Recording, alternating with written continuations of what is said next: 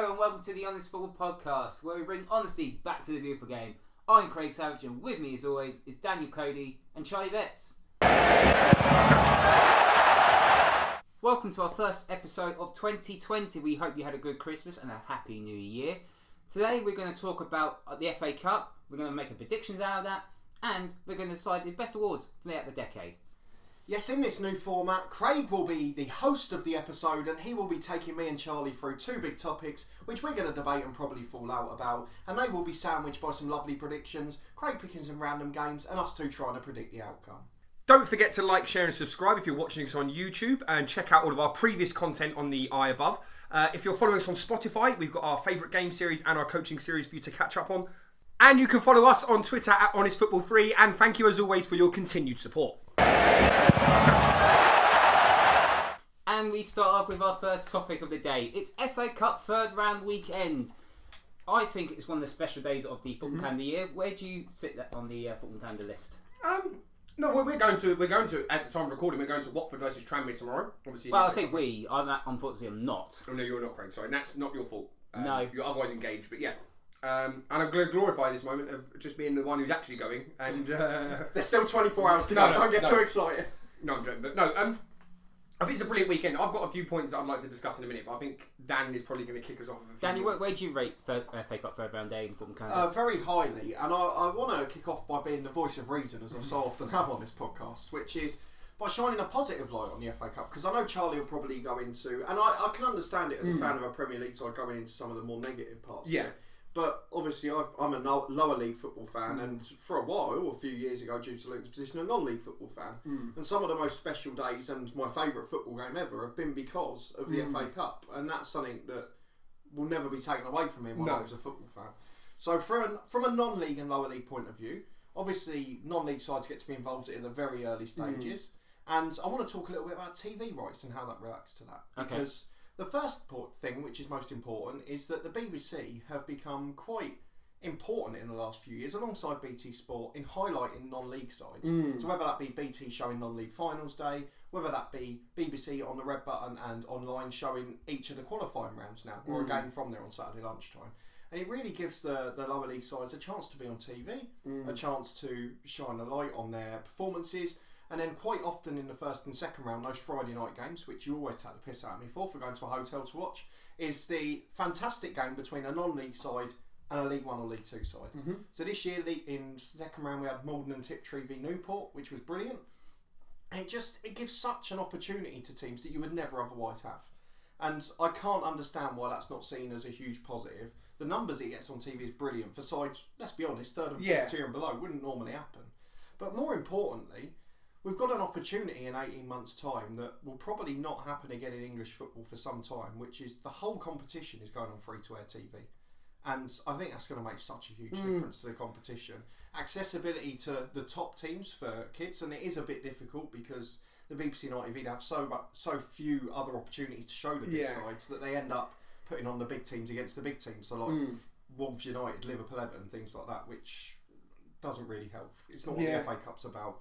But you still get some of those magical little ties, and I do thank the BBC and BT Sport for bringing that back, and then hopefully ITV won't have any disasters when it comes back. No, I do. I'm sure when we were growing up, the FA Cup was on ITV for a little while. It was on the BBC, and then it was ITV. so it's normally what it has been When we were kids, it was like that. Yeah, so it was always BBC or ITV, and then obviously Sky took over for a while.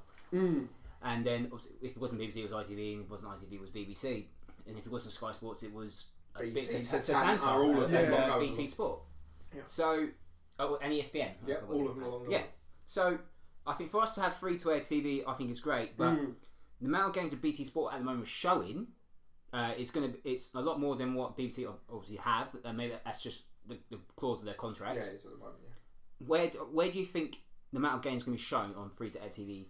Considering they've got other shows to put on as well. Well, it seems like a lot of the earlier rounds again are going to be utilising red button and online streaming, which, let's be fair, particularly if you talk about the Premier League, Amazon Prime last month, it's becoming quite a big market now.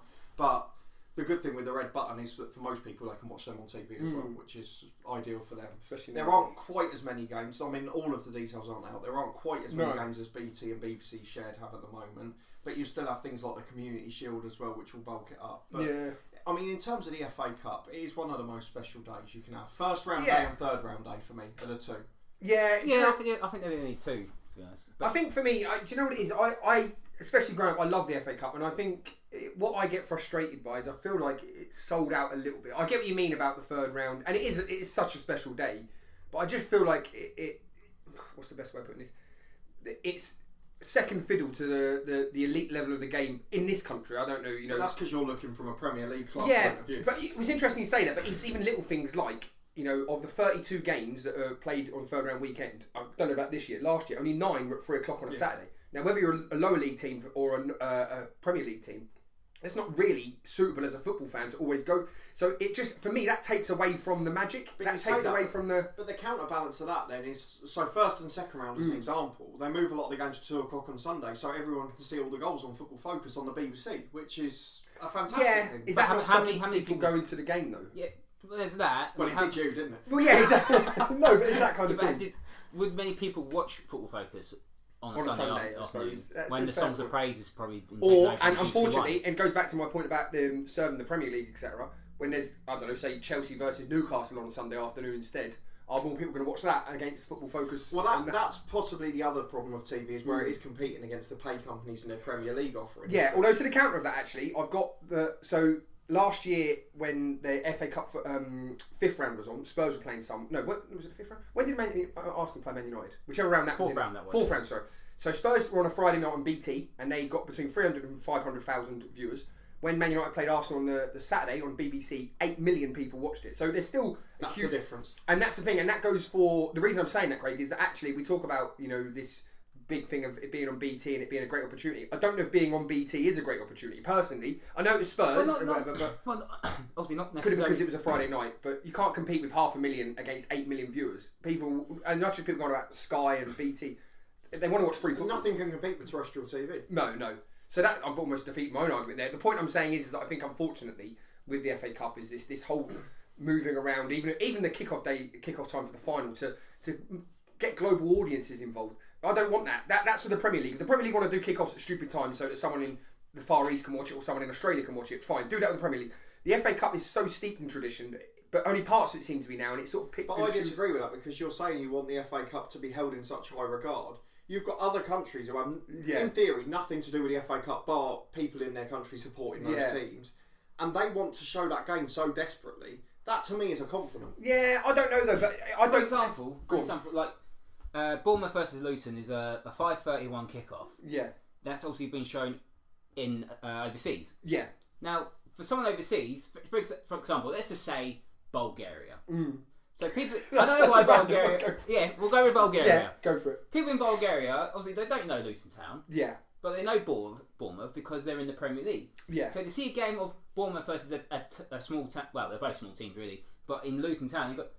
They might say, "Oh, do you know what? I like this Luton Town side. I might go and follow them." And then, well, obviously, the way Luton are playing, There's any risk. well, the Graham Jones still in charge. Absolutely nothing. But as an example, or maybe like Hartlepool, for example, but they're going to be on that like overseas TV, and then you never know they're following. I get what you're saying. Fan from supporting a team that they've never really heard of. I get what you're saying. However, my thing to that is that when they're playing Bournemouth, let's be brutally honest, especially position Bournemouth for a minute, it's not going to be Bournemouth's strongest team. And 95% of the Premier League teams out there on Saturday are not going to be putting out their strongest But then team. that gives a chance for the lower league side to be shown in a more. But is that a hollow victory? As a fan, and you hear it all the time when you hear a pundit, someone not being rude, there's some real cliche pundits out there, I know I'd probably be one if I was, who say, oh yeah, they put out quite a good side. The moment I hear that sentence, that demeans the whole tie for me in that sense. To if me, they put out quite a good side, surely the FA Cup, if it's as good as what we're saying it is, everyone should put out their strongest team You all say the that time. at a time, but in history, when you go back and look in history, that can actually make things look better. So I'll take the example of Luton at Norwich. So a non-league side winning away at a Premier League side. It was the first time in about 30 years. First time a non-league side beating a Premier League side. Away from Premier home. League. It's obviously been done since, but the first time at that point, that Norwich side was a weakened side. Yeah. And then 5 years later, suddenly their weakened striker is Harry Kane, the England captain. Yeah. But those sort of things, you think at the time, well, who are they? But that's made part of Harry Kane's career. Do you know what I mean? To a point, but then Harry Kane then isn't the Harry Kane he was now, though. Surely, do you know what I mean? No, But you've got to give them the chance to play in those games. Yeah, no, but why the FA Cup? That's the point. Why the FA Cup? Like, there's mid-table teams in the Premier League, and even to a point, the Championship. There'll be teams in that Championship who are pushing for the playoffs, who won't put necessarily out their strongest team because the league is more important. But we- why? Because of the financial gains Oh, of that. course. But I just feel like that demeans the cup a little bit. But more. I love the FA Cup. I don't think I'm against it. I just feel like part of the reason it's lost the gloss is almost goes beyond the FA Cup. It's that we're serving this money sort of thing instead, almost. If that makes sense. So do you feel a giant killing is not the same as a giant? I don't think it is. I don't. When you look, because if you look at the classic ones, they always put on the montage before the games. Now on BBC or whatever, the proper giant killings. I don't know when Leeds lost to Colchester in 1971, when Leeds were like top of the world more or less. Yeah. Colchester Division 4. Do you know Hereford against Newcastle? That kind of thing. The giant killings now, you don't see as many of them on there because I don't think they're. Couldn't disagree more. I just don't see. So as a fan, for me, having been in that situation, the fact that Norwich had probably had 4 or 5 of their star players not in that squad did not take away from that day for me at all. No, from you it doesn't. But as the cup as a whole, if you're talking about someone as a neutral looking at Norwich versus Luton, surely the first question is, did they put out a strong side? That never used to be a thing 20. No, but it never used to be a thing 20 years ago. I don't think most people look at it that way. I think they do. I think only the fans of the Premier League side. Let's have if Gillingham beat West Ham tomorrow, your first question is probably going to be, what sort of side did West Ham put out? Yes or no? Honest, be honest. The thing is, they say things when the team lineup sheet comes out, you know they're going to say it's a weakened side or a strong side. But with West Ham, it's their strong side is weak anyway. No, I get that. No, but that point being is that the fact that we're even having that conversation just takes the gloss off of it. I think it's used as an excuse hugely. I think the only reason it demeans the competition is because so many Premier League fans go around saying it demeans the competition. No, exactly, but that's the point. But then how do we change that then? Because you'll have Premier League managers who win the FA Cup and still get sacked, won't they? Because it's not seen as a thing. But surely that I feel like now that's trickled down a little bit into now in the Championship. Millwall obviously playing tomorrow. They're pushing for a promotion spot in the Championship. Are they going to start playing a weakened side because of the money of going to the Premier League means so much more than a good cup run? Well, I don't think there's such importance on that as you think you've said that yourself. You've beaten your own argument again because you talked about that Arsenal United FA Cup game with 8 million people watching. Neither of them had their first 11 now. No, but that pretty sure United did. United had about 4 or 5 changes because they played in the Champions League, or they were playing for the Champions League. Right. So you're telling me that because they've taken 3 or 4 players out the side or whatever, they now don't watch that game. You can't have 8 million. No. I'm not saying don't watch it. Liverpool did that last season against Wolves. Yeah. Just so they can try and win the Premier League. Yeah. And they didn't.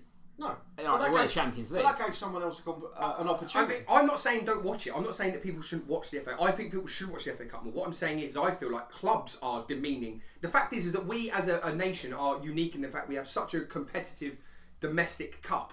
That people will watch it anyway. Even if it was Arsenal reserves versus Man United reserves, people will watch it. But I feel that takes away from the fact that it's a... Thing is, it might take away from you, but for someone in another country, it can mean the world to them. Well, this is my point. Speak to me as a neutral here. So when Premier League sides are putting out reserve teams, the lower league sides are more likely to cause a giant killing. No matter how big or little a giant killing you feel that is, that's more likely to happen. If you get to the last 8 of a cup draw, and it happened actually with the Carabao Cup this year, what is the most exciting thing as a football fan when you see 4 or 5 lower league sides in the last 8 of a competition? Yeah, you go, bloody hell, this is going to happen this year. I know, I get that. And I think you're coming from a purist perspective, but the fact is, unfortunately, of those 8 million fans who watch, say, United versus Arsenal, they're not all going to be football purists. I think the point I'm trying to make is that, yes, the FA Cup is still alive and kicking. I just don't think it is what it was. And the reason is because the bigger clubs are ruining it for everybody else, in my opinion. In terms of finances and first team league, it can't be what it was for the elite clubs. It can't be the same competition. But to me, it hasn't lost any of its magic. It's just in a slightly different way or for slightly different people now. Which let's move on. Let's move on. Yeah. From a fan point of view, attending the game. Obviously, we talk about TV deals just now. But for obviously the FA Cup, if you're an away fan, the away fan section normally expands. So it used to be like 3,000 for like if you're going to a Premier League round. You have to get 15% or something. Yeah, so it moves up to 4,000 or 5,000 fans. Yeah. So I went to Newcastle versus Luton. So did I. You went there as well. That was 8,000 Luton fans. Mm-hmm. Considering where Luton to Newcastle is on the map, it's a hell of a long journey. And even last year, to be fair, at Sheffield Wednesday, it was moved to a 12:45 kick-off for international broadcast. 4,500 Luton fans. Yeah.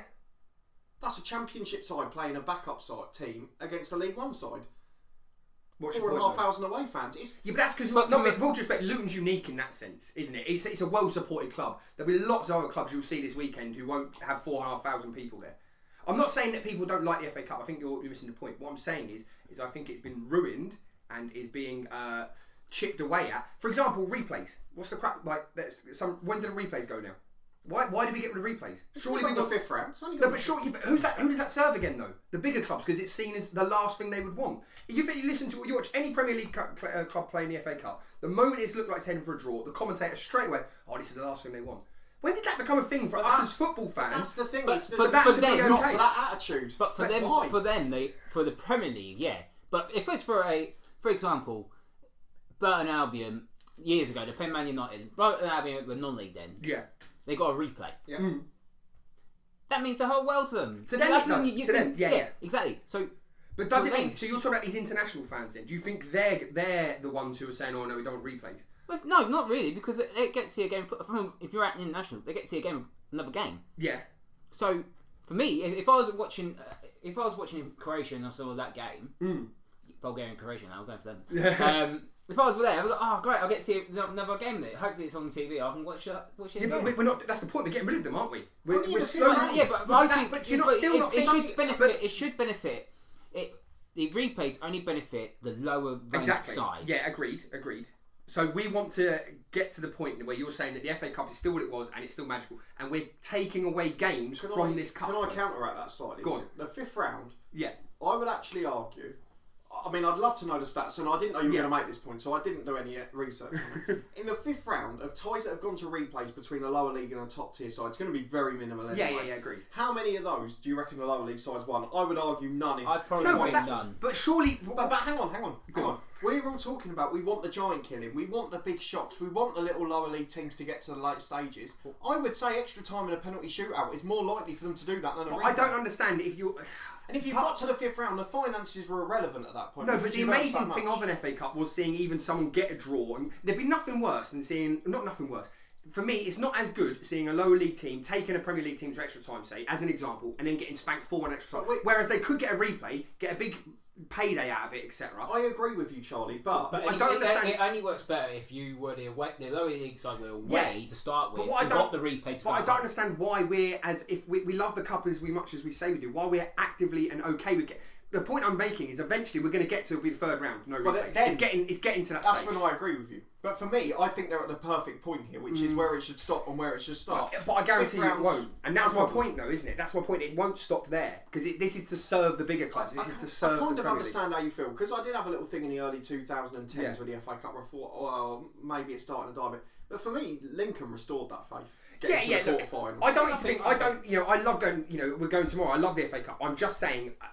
I don't think it is what it was, and we're in a period where it's still okay. I think in our immediate sort of lifetime, there will be a completely unrecognisable FA Cup in the next 10 years because and I know we're not a Premier League podcast, but it feels like more and more it's to serve those big clubs. And I agree with what you're saying about it means a lot to the lower league clubs, but eventually that's going to be chipped away. Their experience is going to be ruined. Their chance of opportunities and money is going to be ruined by the bigger clubs because we keep making concessions. I completely disagree. Do you know what I think is going to happen? Go on. Do you want to genuinely know what I think is going to happen? We're not going to get into this today because we haven't got time for it.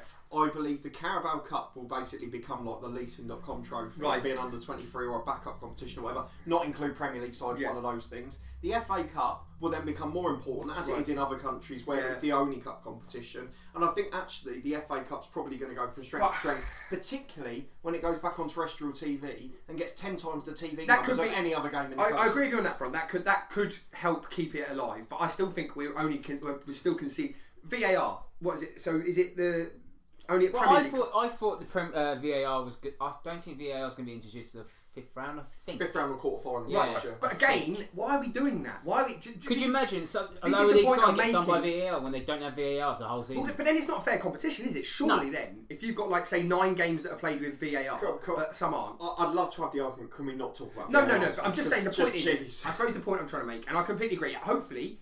Actually, the saviour of the FA Cup will be on terrestrial TV. I think since it's moved the kick-off time, since it's moved this, that and the other, and just conceded everything to the big global sort of audience and the Premier League, I just feel like it's lost a lot since it's done that. It's still there, it's still live and kicking, I still love it. It's not what it was, but I think we can possibly do something about that by maybe... as a football community, embracing when it goes onto this free-to-air. Watch as much of it as you can, keep the views up, to almost send a message to say that actually... The views are going to be there. The only thing the views are already there. Views are going to be there. The only problem is, it's what games they're picking. Well, yeah. So They yeah, have to keep that balance and have. So a bit like probably BT do now, which is one massive game and then two potential giant killings. Yeah. So I think, to sum my argument up, I just wish. I think the FA Cup is slowly being chipped away at by a big sort of global thing that we need to be careful of as football And fans. I want to finish with something I'll probably never say in my life again, and not many people will, which is well done to the FA for putting it all on terrestrial TV, because they don't make many good decisions, the FA, but they've made one there, and I think it's going to save and improve the FA Cup in the future. And now it's time for the prediction game, where I pick 3 games each week and we guess which is the right scoreline. So the rules are, it's 3 points for a correct scoreline, Okay. 1 point for the correct result. For example, Luton versus Millwall, you said 2-1 to Luton and it finished 1-0 to Luton. As long as Luton win. As long as Luton win, it's a point. And 0 points if we get it wrong. Love the approach of going for zilch there. Zilch, Newport, This is a bit Eurovision more style. simple than the pools. It's pretty much like Super 6. Yeah, okay. With Super 3 Free. instead. So, as it's Very good you did that for legal reasons. yeah. So, obviously, it's the FA Cup third round weekend, and there's 3 different kickoff times. As we alluded to earlier. So we're going to do the first game at 12:31. So obviously, it's a minute delay because of for mental health, raise awareness for that. So today's game is going to be Millwall versus Newport County. Are we doing a game at a time then? We'll do the game. We'll talk about the game. You go first, Dan. You're probably going to have much more knowledgeable stuff than me. So I've only gone for a very basic summary of each, and I've based it sort of on watching Luton play Millwall on New Year's Day. Newport's recent form, they have had huge problems this season with both confidence and mainly injuries. So I mentioned a bit earlier in the episode actually, I played Malden and Tiptree on TV in the second round and struggled to a 1-0 win. Millwall, very direct side. Newport not got the tallest defence in the world. They had obviously the disappointment earlier in the season with Fraser Franks, where he was forced to retire due to a heart condition. Former Luton player, of course. Millwall flying now under Gary Rowett into the top 6 on New Year's Day. Yeah. They're just, I can't see past them. I can't see a way past them. And I've actually gone very big with my prediction. I've gone Millwall 5, Newport 1. Wow. So hopefully, Newport have been on TV, and this is the food chain we're talking about. Newport have been on TV in round 2. The food chain. He's got food in there. Millwall are going to beat them on round 3, and then Millwall might get on TV in round 4 against the Premier League side. You never know what the FA Cup brings. But for me, 5-1 win for Millwall. I could have big egg on my face next week. No, so I initially went for a Millwall 2-1 win because I just think I still think Millwall will win.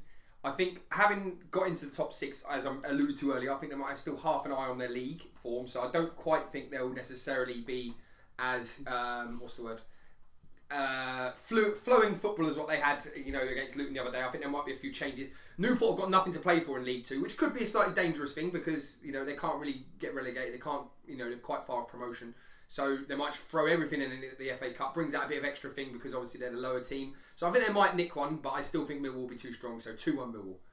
And in the one part of the show you can take part in, Craig. So what do you think the score's going to be? Well, obviously we alluded to that Millwall played Luton the other day on Sky, which we both watched, and it wasn't pretty for both sides. Well, I watched it actually for once. I did actually watch some live football because I refused to pay for Sky. Anyway, that's a different story. Because it was free at the time. It was on free TV. Yeah. But I thought Millwall, once they changed their style of shape and that, they played a lot better. Luton just defended for the pretty much second half. Some good players. That Jed Wallace is doing well, even though he looks like 45. Newport, obviously, no wins in the last 5. They've got 2 draws. But the thing is, Newport, they've got a good cup run in the last few seasons. They beat Leicester. They drew the game against City, didn't they? Because they beat Middlesbrough and then they had the City game. Yeah, and then they played Tottenham recently as well. So I think it's going to be a lot tighter than what Cody's prediction was. But I'm actually going to go for a Millwall 2-0 win. 2-0 Millwall. So all 3 of us gone for Millwall. So could all be on zilch, as you said earlier, points if we get... Could be Newport. It is safe to say there will be no shock in that. No. Moving on to the 3:01 kickoff. Yeah. It's Oxford United versus Hartlepool United. I really like that you picked this game. Yeah. It's what the FA Cup's about. So Oxford in League 1, Hartlepool in the National League. So there could be a potential giant killing. So Cody, as I'll win to you first. Why? Unfortunately, Craig, I've not gone for a giant killing again. I really can't see past Oxford. I know they had a little bit of disappointment on New Year's Day, but they're 2 points off second when I was doing my notes, and that was after those fixtures. They're looking really strong in League 1 after a poor start to the season, actually. They were asking for Carl Robinson's head at the start of the year after a terrible start, and now they're It's annoyed being done so well. Then. I know you don't. I had them down to get relegated in our prediction show at the beginning of the season. So the only thing really is that I put for this game is I think that both sides might be focusing on the league a bit, because obviously Oxford are competing for promotion. Hartlepool are starting to look over their shoulders in the National League, just 6 points clear. So do you think Oxford will feel a weakened side? I believe Oxford will rotate slightly because they think their backup team can win that game comfortably. the FA Cup's really important. But only 6 points clear of Fylde now, Hartlepool, who at least one of us predicted to get promoted this year, so that's going to be interesting. But I've gone for a basic, comfortable 2-0 win for Oxford United. I think they'll take their foot off the gas at that point, and both sides will tire as they'll be resting players during the match. I've gone for 3-0 Oxford. As you say, Hartlepool are on a very slippery slope at the minute. I just think that, quite counter to what Dan was saying, although that's my argument about the FA Cup, is people putting out weakened sides. I think the prospect of hopefully an easier win for them, get a big money tie, get a bit more money behind them, hopefully push on into the Championship. It annoys me how well Carl Robinson's done, because it's been well broadcasted. My feelings toward that man are not very pleasant. But yeah, no, I can't see anything but Oxford. I nearly went 4-0. I think it'll be an absolute... Okay. I've also gone high in this game. Oxford, I said they're doing very well. Hartlepool not. Hartlepool, they've played, obviously everyone's played a lot of games, but Hartlepool could play more, obviously catching up with FA Cup results. Games been called off. Well, they had that huge problem with the first round, didn't they, where it got delayed 2 or 3 times. Yeah, and it was a big trip as well. Yeah, it was Yeovil away. Yeah. But I've gone for Oxford 4, Hartlepool 1. Oh, okay. My worry is, I think if Oxford score early, that's why it's going to be a high score, and I think Hartlepool might sneak it late. Get a consolation. Well, I think both of those games fall in the same category for that. Yes, they do. Moving on to the 5:31 kickoff. It's an all Premier League time. We're not very a Premier League impartial podcast. pick from you. Well, looking at the games, I thought this is probably it's a good one. This could be a good one. You've got a nice mix. I've got a nice mix. So it's Wolves versus Manchester United, 7th versus 5th in the Premier League. Cody, who you gone for and why? This is a repeat of either last season or the year before. It was last season. Last season, Wolves played United. I have actually, you'll be pleased to know, Craig, gone for a 1-0 Manchester United win. Now, the reason I've done that is I've taken a bit of a gamble, and again, just to annoy Charlie, Wolves obviously flying in the Europa League, flying in the Premier League. I think they might take their eye off the FA Cup. And this is my point! They're one of the few sides who I can forgive for doing that. No, for United, it's not forgivable. For United and Ole Gunnar Solskjaer, I know they might make a few changes, but for me, I think that competition's so important for the likes of them, Tottenham and Chelsea. All of them might miss out on the top 4. I think this season we will see some of the elite sides going for it. Yeah. City probably now are going to have to try and win that, for Pep having lost out on a league title already, seemingly. It's going to be a huge competition this year. I think all of the big guns will go for it. But I think United, they're so much better away from home, let's be honest, when they're on their day. On the break, they're a fantastic side. They've got Martial and Rashford, who I think will both play. Wait to see if that happens. And I think they will nick a 1-0 win with a solid defensive performance. And Raul Jimenez not in the side for Wolves. I've gone the complete opposite to him. I've gone 2-0 Wolves, not just to annoy you, Craig. I genuinely, and I'm going to make a massive, bold prediction here. I reckon if United lose that in the way that I think they will, Ollie will be out before you know it. I think he'll be out by the end of the weekend. Genuinely, because I think after they looked so shaky against Arsenal at points. Defense, I mean, De Gea, who's one of the most stalwarts, he looked like he had enough. I just think that there's so much going on there. Ollie will be out before you know it. I can only see a Wolves win. I know what you're saying about them flying in the league. However, they got to the semi-finals last year. That will still be surely like in the back of their minds of nearly getting to the final. Could get a good bounce off of the back of that. I just think they're a team in form. Man United after that shit against Arsenal, to be brutally honest, weren't they? They were great the 2 games before though. Yeah, I just feel like that's rocked them though. And I think if they go out the FA Cup, they've literally got nothing else. Ollie will be out in a 0. So it wouldn't surprise me if even to a degree United players down tools a bit to get him out. Before the Arsenal game on New Year's Day, I did predict Manchester United to win 2-1. Yeah. And now I've gone opposite. Yeah. So I've gone for Wolves 2, Manchester United 1. From Manchester United fan Craig Savage. No, just because. Here's the reason why. United away from home has some real Jekyll and Hyde performances. Agreed. And you can see it early on. And for a person who's watched a lot of Man United games, you can see early on if United are going to be absolutely crap. Yeah. And they did that against Watford. They couldn't pass 5 yards. And they did that against Arsenal. They couldn't pass 5 yards. With the lack of midfield creativity that they have, obviously Pogba is injured and needs another up. May have a new signing by then. I highly doubt it. highly doubt it. Because Ed Woodward's a prick. So You're keeping your impartiality as host really good there. Mate, really good. I'm just saying how I see it. I could be brilliant in this prediction. And obviously, if the ball don't go through to Rashford or Martial, United got no chance really. Some of the goals United conceded have been absolutely woeful. Comical. But Wolves, I really like Wolves. But the thing is, with form at the moment, Wolves and Man United both had 2 wins in the last 5 league games. Wolves, I think they fielded some weakened sides for them against Liverpool and against Watford. I don't know why, but obviously, if you saw them against Man City the other week on Amazon Prime, they were sensational second half. They've had a tougher run of games. Yeah, as well, to be fair. So, and especially at Molineux, I think Molineux is one of the hardest places to go to in the Premier League with atmosphere and hostile, and you saw that against Manchester City. So that's why I've gone for Wolves to beat Man United 2-1. Very good. So just a quick reminder, Craig, on the point system. So it's 3 points for a correct score, 1 point for a correct result, and Newport. Anything we've done on a point system before, I've won, so I'm looking forward. There will be a league table up for next week. Interestingly, last thing, none of us went for a draw. Because no one else want replays. Which means the replay bit's irrelevant. No.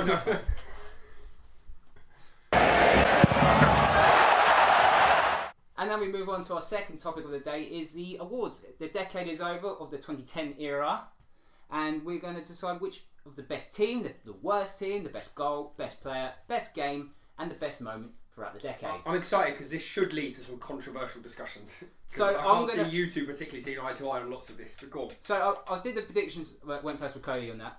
I'm going to go you first, Charlie, on the best team. So I've been slightly controversial with this, and there'll be some of my friends who don't like this, and you boys might not even like it, but the best team of that decade, for me, and I've only based this on a few seasons of the decade, this is where I think it gets slightly controversial, but it culminated in the 2016-17 season, is actually Celtic, and they're unbeaten, 49 game run without losing a league match, the treble, whatever you call it. I know that we talk about the Scottish League not necessarily being as competitive throughout the whole division as other leagues, however, that was still some effort to get through that many games without losing on that many different fronts as well. Had a few decent runs in Europe. I mean, Brendan Rodgers has obviously proven his worth as a manager. Fantastic manager, and pretty much everywhere he's been. And he was no different at Celtic. So, and to be fair, Neil Lennon deserves a mention before and after that. Yeah. It wasn't Neil Lennon before that. He was at Hibs when you remember. Yeah, but it was Thingy as well. The treble thing. Yeah, but he's who talking for the... was that guy? Who was it? Daria? Is it Daria? Ronnie Dyler. Yeah, Ronnie Dyer. It was him before. But for the 9 leagues in a row and for the decade, Neil Lennon's Oh, played yeah, a huge part. Lennon. Yeah. So for me, as much as I would never profess to be a Celtic fan, I think you can't look much further than a team who dominated for a whole decade. I feel like you've done that to upset a couple of regular listeners. Probably a little bit, yeah. You've probably done But on a serious note, I'm not saying you two have to agree, but I suppose it's hard to discount a team who won that much and won it in that emphatically. That's fair enough. So, yeah. Cody? I've actually taken a slightly different approach to this, and I've done it rather than looking for an individual team within a season or an era. I've gone for over the whole decade. Right. And I've had to look quite close to home for this because I've gone for a side that I've done a lot of research on recently, and that side's Dorking Wanderers. Right. Oh, okay. Completely different level of football, but obviously they've been a club for around 20 years. They've 13 promotions, and 5 of those have come in the last decade, and they finished the decade in 4th place in the National League South. I mean, that's a huge achievement for a club that was only 10 years old when the decade started. It's a massive improvement at the club. 5 promotions. They started the decade in the Sussex County League Division 3. Incredible. I wonder where he got his research from. I actually got it off of various county websites. Just do the plug. No.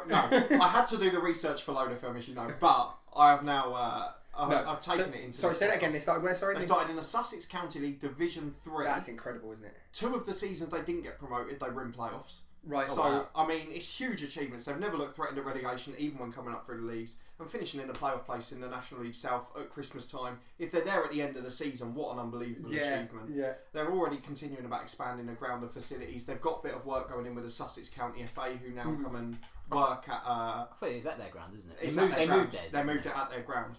Just a couple of notable mentions, though. Both Luton and Bournemouth. 3 promotions in 10 years, actually, which were my next ones along. So I just basically went in number of promotions in the English tiers, and I couldn't look beyond Dorking. Craig? I've gone a bit elite on this one, and I've literally gone for one team. He's gone for one season. It's Barcelona. Oh, I knew you'd be boring like that. Barcelona in 2010-11. They were the best team out there. You claim to be a non-league football man. Yeah, I do. But watching Barcelona that season was incredible. Absolutely incredible. Messi From a purist, Villa, yeah, I don't get Xavi. excited by Spanish football. Not the way, but watching that team play, and they won the Champions League. They won the treble that season, I think they did. Yeah. But they were absolutely incredible under Pep Guardiola, and that's my team of the decade. Fair enough. Moving on to the worst team of the decade, Charlie. So I've not done this to wind up a friend of ours. However, particularly in the middle era of the decade, Aston Villa. Particularly with that 15-16 season, they were fucking horrendous. And also because they played Andre Ayew, which winds me up anyway. Any team that has Andre Ayew in there... He was brilliant for Swansea at Luton. I know. No, but just, it annoyed me because you look at the squad they had, and they had some good players there, and then they had some absolute donkeys, and I've got no qualms in saying that. There's almost the arrogance of the fans at the time as well, when they went down. It annoyed me a bit almost, and... I just think they were just a shit club, shit team in that year particularly. Can I just say those are the views of Charlie? No, it's true. I like Aston Villa. No, I don't mind Aston Villa. Those are the views of Sky Sports, by the way. Just for I don't know. You know, the whole thing with Jolene Lescott and Mika Richards tweeting. Was that when they tweeted a picture of their car or something like that? Yeah, on the day they got relegated. Oh, that's shite. I just think it was a shit club. Needed to go down. They're so much better for it now, but for that period up to that point, honestly, Aston Villa annoyed me so much. Beautiful ground though. Oh yeah, beautiful ground. I went to a grounds. conference there once. Actually, it was very nice. I have gone. For me, there was only one candidate for this in EFL football, and that has to be Sunderland. Yeah, true. Do you know what? I agree with you. That's who I picked. So they spent the first half of the year relying on paying managers huge sums of money to come in for half a year and save the day and get great escapes each year. Yeah. I mean, it wouldn't have probably been the worst decade for them if Big Sam hadn't got the England job, because he would have still been there and they'd be fine. True. But that didn't happen. Back-to-back relegations followed in League One, stuck in League One. Again, the likes of last season, they were poor. I've got to be honest. When we went there with Luton after a manager change, there was nothing. There was no creativity. There was no spark. Yeah. There was nothing at the club, and they're so well supported. They're a brilliant club off the pitch. When you go to the North East and you see the likes of Sunderland, Newcastle, and how much it means to them. Well, yeah, 40,000 people there in League One. Did the documentary? The Netflix documentary, did that contribute to it? Because I thought that was slightly arrogant to do that on a year when you've been relegated. To then have cameras there. I didn't like it. Yeah, but the thing is, if you're an established club like the one with Leeds, I know I haven't watched all of it because I found it boring, but Leeds, there was very very slim chance of them getting relegated. They were an established Championship club. I just felt it was very arrogant of Sunderland. They probably thought the same after Premier League relegation. Yeah, but just to capture that season back up. The club was clearly ruined from the beginning of it. But yeah, the club was rotten. The club's rotten. Yeah. And with that documentary, I think we've watched other documentaries. We watched Chester City. I mean that's the greatest documentary I've ever seen. Oh yeah, but the story behind it was funny. Yeah. But who wants to why would someone have filmed Chester City, for example? It's not. I don't think it's arrogant. No, it's just anyone that will give up. No, that was you're talking about a smaller club there who was on the verge of going bust, and I think any money that they could get. So that's why Chester. Well, the thing is, the story to Sunderland getting relegated from the Premier League, and then their story throughout the season, and then getting relegated to League One. That's fascinating to watch. Fascinating to watch, but what I'm saying is, from a Sunderland perspective, it was the arrogance of we're going to film our redemption of getting back to the Premier League, and in some ways, I found it quite funny. The thing is, you would say if you just got relegated from the Premier League, but the seasons they have, I agree. was a disaster. You have to be. This is where Sunderland. This is why I probably should have picked them because it annoyed me actually. But this is where Sunderland annoyed me a bit. Was the arrogance of looking at that squad.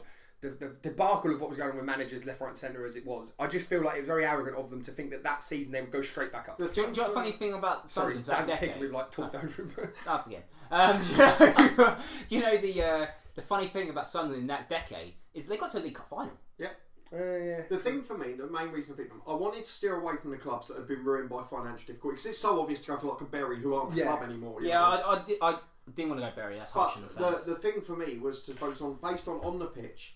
And I mean the boardroom to an extent, it was just chaos in and around the club. 2 successive relegations, players earning 60-70 grand a week going down to League One. The state of people who wouldn't train, and there was that big thing with Jack Rodwell, Didier and Don and the likes. I just couldn't look past them, to be honest, and I know Craig's similarly gone for that. So any other reasons? No, I just think the club was just rotten to the core throughout the 2010 era. The fans deserve better. The fans do deserve better. I think the fans in the documentary were fantastic. Absolutely fantastic. They spoke truthfully, and they're so encouraged by their own club. Same thing with Leeds. They're so passionate about their club, and to see what's happened to them on the pitch is a disgrace, really. Anyway, moving on. So the best goal you've seen in the I found this tough for 2 reasons. I found it tough because on the one hand, I wanted to say which was the best goal that I'd actually seen in terms of live. No, it's in like just an unbelievable volley or something like that. I mean, like Andros Townsend's goal was unbelievable.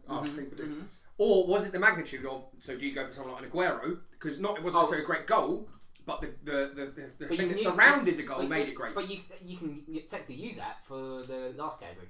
Well, yeah. So I went for, and it's a bit of a controversial one, but it's because I love the man as well. Actually, I went for an international friendly between Sweden and England. Oh, I know which guy. 4-2. Zlatan Ibrahimovic's ridiculously 45-yard overhead kick or whatever it was on. Excuse me, sorry, I was eating a chocolate there. Just for the pure arrogance and the gumption to do it. And that man, I know people slate him. I think he's brilliant. I think we need people like him in football. I don't know if you remember, but actually my second place was a very similar goal to that in the same thing. Philip Mexes scored a very similar goal to that. Right. Oh, against Anderlecht. He did. Yes. No one paid attention No. to Ibrahimovic. His goal was probably better. That was Yeah. so good. That was in second place for me because it was such a good goal. But yeah, it's that style. That just the audacity to do that, I think, was brilliant. I have gone very selfish on this one. I have ignored high quality goals. I mean, Mexes was second for me. I think I know where you're going with this one. I am going for the goal for my favourite game because it was my favourite moment as a football fan this year, which was Scott Rendez's goal at Norwich for in the FA Cup. From 2 yards. Because for me, football, forget about what happens on the pitch, technical skill. Football for people is a moment that you can't replicate in normal life. It just is. And there's no moment in my life at a football match where I have lost myself more than that.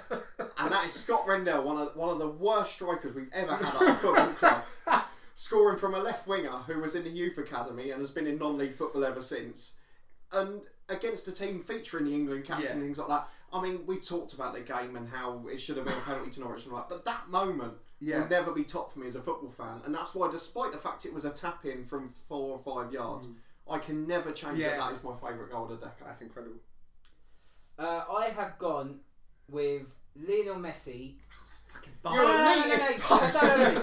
No. One more of them, I'm walking out. Wait to the next one. No, Lionel Messi's goal against Athletic Bilbao in the Copa del Rey final. Oh yeah, so you beat about 95 players. Yes, that was incredible because he had no right to get past 3 players in one move.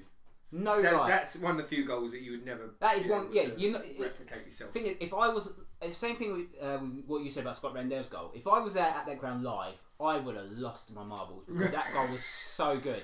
Because as I say, he beats 3 players, cuts inside, and even Suarez tries to get in the way, and someone misses it, and it goes near post. Unbelievable goal in a cup final as well. You cannot go wrong with that. Can I just say a notable mention? Steve McNulty for his 35-yard volley. Yes, because that was a great I goal. was slightly disappointed, Craig. You didn't go for any goals that were scored from the halfway line. I didn't go for Ollie Lee. I didn't go for Ollie Lee against Cambridge. It was Cambridge, wasn't it? Yeah. Moving on. The best player. Best player of the decade. There are so many different routes you can take. I've gone for this on one season and one season only. Well, not one season. It was sort of the 2 seasons. You've gone for Dimitri Payet. I have gone for Dimitri Payet. I know it's biased. I know it's incredibly biased. That season was. But that season he carried. And do you know what the thing was? Well, it wasn't that he carried West Ham. Obviously, we had a fantastic finish to the season. If he hadn't have been there, I honestly believe would have been near the relegation. In a relegation. That's proven when he left. Yeah, exactly. Yeah. Even the following year when he just couldn't be bothered for whatever reason, whatever the story was behind it, I saw him score a goal against Middlesbrough where he beat not as good as Messi, but he beat 4 players and then put it in the bottom corner. But more so than when he went to the Euros. I know they didn't win it, but he was such an instrumental player in that. So I know that it was only 2 or 3 seasons, a bit of a flash in the pan across a decade. But I thought there wasn't many other players across 10 years who've been fantastic outside of the usual Messi, Ronaldo, Gerrard, people like that. But just very quickly. So just for one man carrying a team, Dimitri Payet. Very quickly, that actually covers quite well. You always get these award shows and there was things like teams of the decade and up to it. And everyone's saying, why are you being biased? But of course you're going to be biased because they're the moments that mean the most. Yeah. So for me, for one man carrying a team, and I don't think we've seen many others in that decade, him hands down. Well, despite the temptation, I've managed to remain neutral in this one. I've gone for what I think is probably quite an obvious pick just because of the rise and more because of what it's done for lower and non-league football since. And I've gone for Jamie Vardy. Yeah, I did consider she wrote Vardy down in my notes. Now, the reason I've gone for that is he started this decade, 2010-11 season with Halifax. Yeah. 26 goals in 37 league games. Went to Fleetwood in the National League, contributed to them getting promoted. 31 goals in 36 league games. Joined Leicester in the Championship 2012. Took him a while to get going. Culminated, now he's got 117 in 258 or 88 depending on my handwriting league games. 7 international goals for England. Those are the handwritten jobs of Daniel Cody. My writing's atrocious. 7 international goals, won a Premier League title, played in Champions League quarterfinals. I mean, what more can you ask for? No. Record breaker as well. Record breaker with goals in successive games. Yeah, no. And scored some of the best goals of the decade in the Premier League. That goal against Liverpool. Yeah. Yeah, But the thing for me is more than what transcends all of that is the fact that obviously now we've got the Jamie Vardy Academy, and I think there's 3 players from that who are now playing in the EFL, who were in non-league football before. And the amount of clubs who are now willing to take a chance on lower league footballers. So only a few years after Andre Gray went from Luton, and he's now a Premier League player. Lee Gregory was There's that one. so many of them, and that's all because Jamie Vardy's worked out. And so many clubs want to take a punt for 10 years, and it makes such a difference. It's helped non-league clubs because they're getting huge funding for these players now. Yeah. They're more likely in, say, the National League to go and pick out players from step 5, 6, 7, and just go and look for superstars. No, and totally to me, agree. it's one of the players that's had the biggest effects Yeah, on English football in a positive way, despite not necessarily being it himself. I think you put a fantastic argument. Yeah, I think he's probably the last player to do that since probably like Stuart Pearce used to play in the non-league. Yeah, Wilson, didn't he? Yeah, But the likes of Andre Gray now have then gone on to play in the Premier League. There's quite a few examples since Vardy that I don't think all would have happened without him. Basically, you can do it. Just believe in yourself. And the fact that it happened so... Genuinely, the fact that get the right move. The fact that it happened at a later age, I think, is a more important thing as well. So. And the fact he's cut it out at the age of 32, 30, whatever he is. He proves he's done had a fantastic job. What about you, Craig? Lionel Messi? Yeah. For fuck's sake.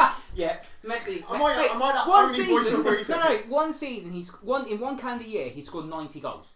Yeah, no, look, there's and no he's got every year he's got 50 odd goals a year. I don't think anyone's going to argue with you. I just thought you'd be a bit less obvious. I thought you were better than that. No. Well, as I said, those choices were easy for me, and then the next two are slightly harder. I'm going to be controversial about Messi, and I know it's an age-old argument. I would love to see him do it somewhere else. I'm not doubting he is without doubt he would, but I would just like to see that. Like I don't think Ronaldo's as good as Messi. I know it's that old argument. But he's done it in different countries, and you've got to respect that fact that he's been a fantastic player. I'm not saying that Messi would probably rip it up wherever he went. I would just like to see him in a different shirt. I'd just like to see how he got on. The next question will be the international scene where it plays that's not a great Argentina's. No, but that's the point. That's the point. I suppose what I'm saying is just. Then again, Portugal won great in 2016 and they still won it. Yeah, so I'm just saying it'd be nice to see him somewhere else. Anyway, Craig, sorry. The next one. Next question would have been for you was where would he go? What club would? Well, that's the thing. He's made himself so global that you can't afford him. Pretty much can't afford him. But where would you have seen him? Anywhere outside of Spain. Well, Italy, England. Anywhere. But where? Which club? What do you mean which club? Man City. I don't think that would suit him. That's the point, Craig. I don't think that would suit him. I'm just Let's saying. Let's move on. We're gonna have an argument. Anyway, the best game of the decade. Right. Okay. I've gone out on this. I had 3 on my list. No. This is a random list, by the way, for my 3. There was only one winner for me, and it nearly had the greatest goal in it as well, and that was Quincy Rowe. That was genuinely going to be my favourite. I know we joke about it, but genuinely, that final, that FA Vars final last season, so Chelsea versus Cray Valley Wanderers, Paper Mills with her, that was easily the best final because it had absolutely, I don't know if you boys were there with me, absolutely everything. It had goals, you had people hitting the bar, it had last minute drama. One of the best goals to win a final from a man who probably had one of the best performances at Wembley I've ever seen. And you know what made it brilliant was they were all part-time footballers, and I just think it meant so much watching lads play. I didn't realise until I showed you the clip on Twitter. I didn't know Peter Drury was commentating that game. No, that made the goal so much better. I'd like to say something else. I hope Charlie doesn't mind me saying this. Is that in terms of this podcast, I think it would be fair to say that Charlie probably, of the 3 of us, had the least interest in non-league football beforehand. Yes, beforehand. Completely. I honestly believe that final changed your opinion. Yeah, no, definitely. No, absolutely. And that's all you can ask from football. Yeah, exactly. And it had absolutely everything. And all that for what? Was it 15 quid? Was that like... just 20 quid, 20 quid, Going non-league finals day. It was easily the best final I've seen. And I'm struggling to think, apart from a sending off, which no one wants to see, that game had literally everything else in it. I mean, that game was... there a card? No, that's what I'm saying. It wasn't. Right. I was going to say. It had everything else. So that was in my top 5, but I've tried to be as neutral as possible on this one, just because I know I haven't in a couple. Although I have been more neutral than the 2 of you. I've gone for what I thought. Where'd you get neutral? The first thought I had when I had best game, what was the most dramatic, exciting game? So I thought about that League Cup tie, the Reading Arsenal and things like that. Oh yeah. That was an incredible game. There was one game that stuck out for me the whole way along, and I don't often watch Championship games because it's on Sky Sports, but it was one that I got to see. And it was Villa 5, Forest 5. Oh, from last season, yes. And it was just a game that immediately came to the front of my mind. And it's a year and I've got a game I couldn't have cared about, really. but it came straight to the top of my mind, and that's what a great football match does for me. 5-5, loads of goals. Tammy Abraham, I think, got 4 goals in that game. Yeah. There was a record. There was absolutely everything. And people forget it was about a month and a half after Dean Smith joined Aston Villa. They were languishing mid-table at that point, and he was unbeaten at home and remained so for quite a while. And that game, until 10 minutes from the end, didn't look like it was going to be so. But Tammy Abraham saved the day. It was just a wonderful game. Had great goals in it. It had a bit of everything, and the rest is history for Aston Villa, who then flew up the table and got promoted. So 5-5, wonderful game. Yeah. Aston Villa, Nottingham Forest for me. I did have Chertsey v Cray Valley on my list. I think we all did. After We all that. did, because that game was mad. I did have Man City 2, Man United 3 in 2012-13 season, the Van Persie late free kick. But I'm going to change it. I did that have number 1, but I'm going to change it now to a playoff semi-final game in the 2014-15 season in League One, Swindon Town versus Sheffield United. This was a second day. Was that like 7-6? That was 5-5 as well. Oh right. That was a 5 game. Sure, it was 7-6 on aggregate. Yes. So Swindon won the first day 2-1, and at Bramwell Lane got to County Ground, and the game was just absolutely bonkers. The same thing with the Villa Forest game. The game was absolutely bonkers, and We all love that though. Yeah. absolutely. And for a playoff semi-final, where it's like So much riding on that, isn't there? playoff semi-finals are quite tight anyway. But for a game to go to 5-5 at normal time, and Sheffield United could have got equaliser 93rd, 4th minute because they made it 5-5 then. I think Che Adams came off the bench, scored 2 that day, and absolutely incredible semi-final. We came on, we were watching Sky Sports the other day, and I thought that is just. I remember watching it live, and then Any game that has 10 goals in it, whichever way it plays out. It's quite funny, and that was what 2014-15 season. It's quite funny now where Sheffield United are now, considering we're in the Premier League and sitting pretty well in the Premier League, and Swindon unfortunately in League Two. Looks like not for long now. Well, maybe. You don't know. So yeah, that is my game of the decade. Swindon Town 5, Sheffield United 5. And we move on to the last moment. The last category is best moment of the decade. So I'm controversial here because it's not really a moment, it's more of a whole feeling. But for me, that moment after England beat Sweden in the in the World Cup, just that what's the word? The atmosphere around the whole country. I don't think I'd seen that since Euro '96. You won that ahead of the Colombia one.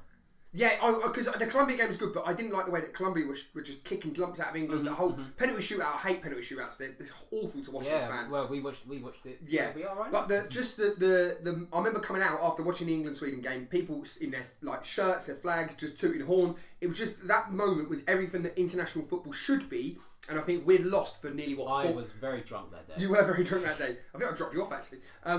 But I think he was in the castle singing Vindaloo. Yeah, it's that kind of thing, and it's just something that I hadn't seen for at least 12 years, and I don't know if we'll see again that kind of atmosphere. That just the whole country get behind it all. So for me, hopefully this year in the Euros, as England playing all their games in England and maybe in Ireland or Italy, hopefully we can. I can really. Yeah, I just think like it was because we were in such a doldrums of international football, and international football became so almost elitist and a bit untouchable. Just for that brief period, it felt like your best moment was the final whistle after Sweden game. Yeah, I think so. For a fan point of view. I mean, there's plenty of others to go for Aguero and all that, but for me, just as an actual football fan, an international football fan, which isn't always the most pleasant thing as an England fan, that for me was the best moment in the day. Fair enough. Cody? I've gone for again more of a culmination of events than a specific moment, but it's what I mentioned earlier in the episode, and because it restored my faith in my favourite competition, which was Lincoln's run in the 16-17 season in the FA Cup. Oh really? Wow. Getting to the quarterfinals. Again, the games I remember on TV, I can remember that game away at Burnley on TV. I can remember every minute of it. It was just unbelievable. I can remember the header. I remember the whole game. Yeah. And it's a game between two teams that I have no connection to Yeah, whatsoever. yeah. But for me, I had a bit of a doldrums period, like Charlie's having now with the FA Cup in the early 2010s. And that run, combined with Luton's win at Norwich, probably over that 2 or 3 years restored it for me. So I went for Lincoln's FA Cup run. The Cowley brothers obviously became famous because of it. They won the league as it was, so it showed the positive effect the FA Cup can have on league form. And, you know, the fact they got to then play Arsenal in the quarter-finals, they didn't just beat Burnley, they beat Brighton and Ipswich in the Championship on the way. Brighton obviously ended up getting promoted. It was a fantastic run, and I can remember that moment, that fifth round game against Burnley when they won it. Speaking of restoring faith in the FA Cup, I didn't say it earlier in the FA Cup topic. Do you know what game restored my faith in the FA Cup? Go on. Warrington versus Exeter on BBC. Yes, the first year back with the Friday night game. Unbelievable, because Warrington scored early, and then obviously just had to hold on, and Exeter just piled it on. I think they cleared off the line twice. Robbie Savage was going mental on commentary, and Warrington held on to win it. Yeah. Unbelievable, because it just brought the whole... I don't like saying the word, because Cody normally says it, the whole community stuff. It brought the whole community together. Massive props to the Holiday Inn Express I watched that. What about, just really quickly, Dan, what about when Salford beat Notts County? Was that a... Was that a hotel moment? Not quite the same, because it was fully funded, unfortunately. Anyway, But it's a giant killing. Which Barcelona or Lionel Messi moment are you going for? No, for this? it's Aguero. no, it's Leicester winning the Premier League. I think the moment of Hazard scoring to the final whistle brought the whole realisation of they're actually going to pull it off. And it's not. It wasn't a fluke. The whole season wasn't a fluke because they deserved it. No, you can't be a fluke over 38 games. No, you can't. It wasn't a fluke. They totally deserved to win the league. 5,000 to 1 to get to win the Premier League before the start of the season. Someone betted on that. Fair play to that bloke. But I thought that it was just a fantastic fairy tale story of Claudio Ranieri. Yeah. He was unlucky. Chelsea got bombed out of Chelsea because of Roman Abramovich. He wasn't the right appointment to start with. It was all the jokes, wasn't it? The pizza and pasta interviews all the time, just taking players around for dinner. But no, I remember Ranieri saying, once they get a clean sheet, I'll take him out for a pizza. They finally got a clean sheet, he took him out for pizza. Dilly ding, dilly dong. And the story, that's what it was. And then he managed that season perfectly. Yeah. You could not manage that season any more perfectly than that. I've got one negative I have to mention about that, which was the following season. The moment he got sacked from Leicester. Oh, the shafting he got. Yeah. The moment he got sacked from Leicester is probably the as a neutral football fan the lowest moment I've had in this decade. Yeah. Thinking, how can you get sacked the season after that? I couldn't have cared if he got relegated again. Yeah, after doing that, no, I completely agree. I think that was the moment I lost a lot of faith in football. I think he would turn. I think they would survive. He got sacked immediately after a narrow 2-1 defeat at Sevilla in the last 16 games. That tells you all you need to know. Exactly. But yeah, that season. The West win the league was the perfect fairy tale story for any football fan, not an elite football fan that goes, if you can still win at the top, it's not all about the big six. Agree. No. And that is it. That is it for today's podcast. Thank you again. Don't forget to like, share, and subscribe if you're on YouTube. If you're on Spotify, thank you for listening. And you can follow us on Twitter @HonestFootball3. And we'll see you next time.